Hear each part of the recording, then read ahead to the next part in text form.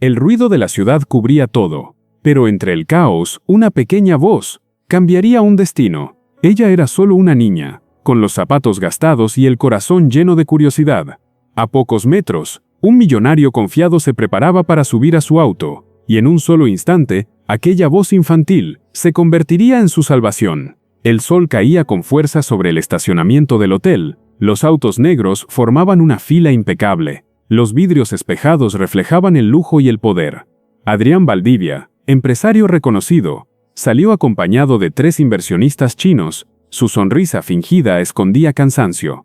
Mientras estrechaba manos, su equipo de seguridad hablaba por radio. Las voces eran rápidas, tensas. En un rincón, una niña vendía botellas de agua, observaba sin querer la escena. Sus ojos grandes seguían cada movimiento. Había aprendido un poco de chino de un turista que la ayudaba a veces.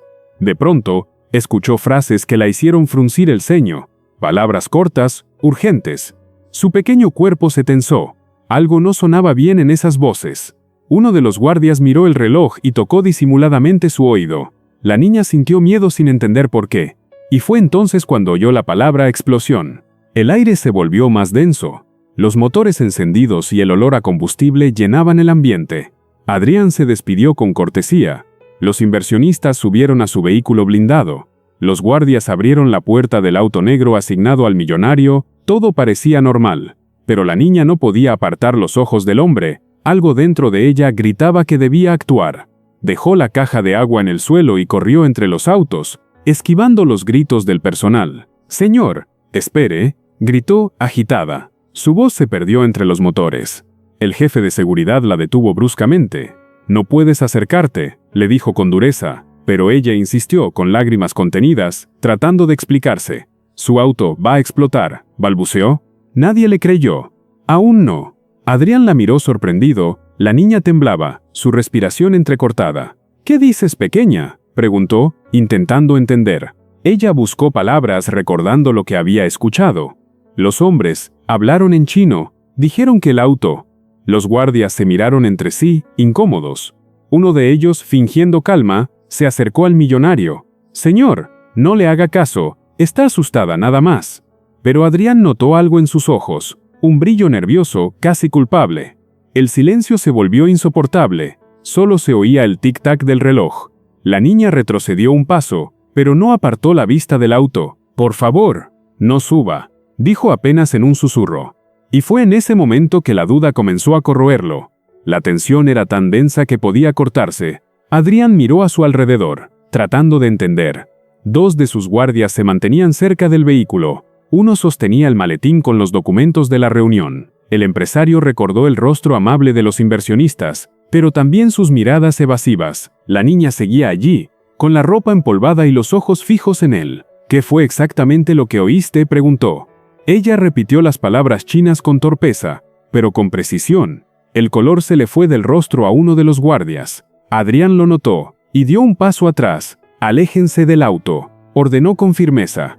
El silencio duró solo 3 segundos antes de que la tierra temblara. Una explosión estremeció el lugar. El estruendo sacudió los ventanales del hotel. El auto se envolvió en fuego, los gritos se mezclaron con el ruido del metal retorcido. El humo espeso cubría el cielo, y los fragmentos cayeron como lluvia ardiente. Adrián cayó al suelo, cubriéndose el rostro. La niña también, protegida por un desconocido que la arrastró lejos.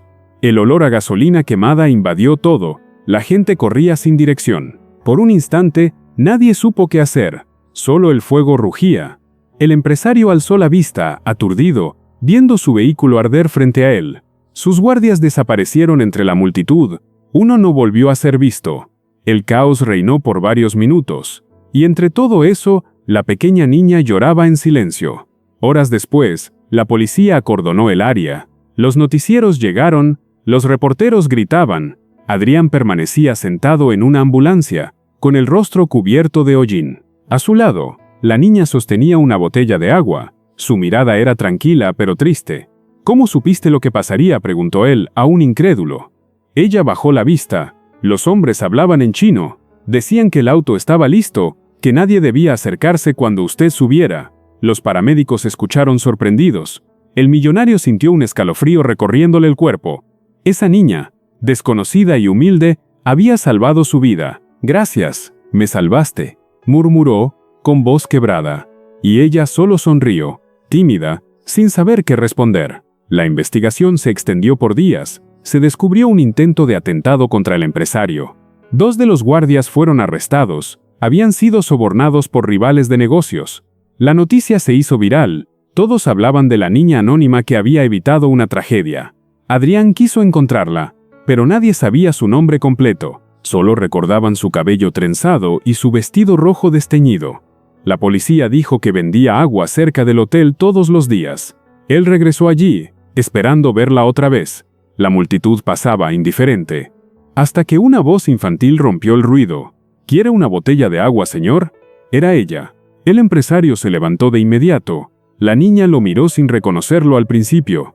Él sonrió, con una mezcla de alivio y gratitud. «¿Eres tú? Me salvaste la vida», dijo con emoción. Ella se encogió de hombros, sonrojada. «Solo hice lo que sentí». En ese momento, una mujer apareció detrás de ella, su madre, con delantal y manos cansadas. «¿Pasa algo, señor?», preguntó con timidez. Adrián le sonrió amablemente. «Su hija es una heroína». La mujer se sorprendió, sin saber qué decir. «¿Podemos hablar un momento?», pidió él con voz serena, y juntos caminaron hacia una mesa cercana del café del hotel. Allí, Adrián escuchó la historia de la madre. Trabajaba limpiando oficinas por las noches, apenas le alcanzaba para vivir. Lina vendía agua para ayudarla, ninguna se quejaba, solo seguían adelante. El empresario las miró con respeto. Había algo noble en su forma de hablar. «Su hija me salvó la vida, y quiero devolverle un poco de lo que ella me dio», dijo con sinceridad. Sacó un sobre de su maletín y lo colocó frente a la madre. «Dentro hay una beca completa para Lina y una propuesta de empleo para usted en mi empresa». La mujer lo miró, incrédula, con lágrimas en los ojos.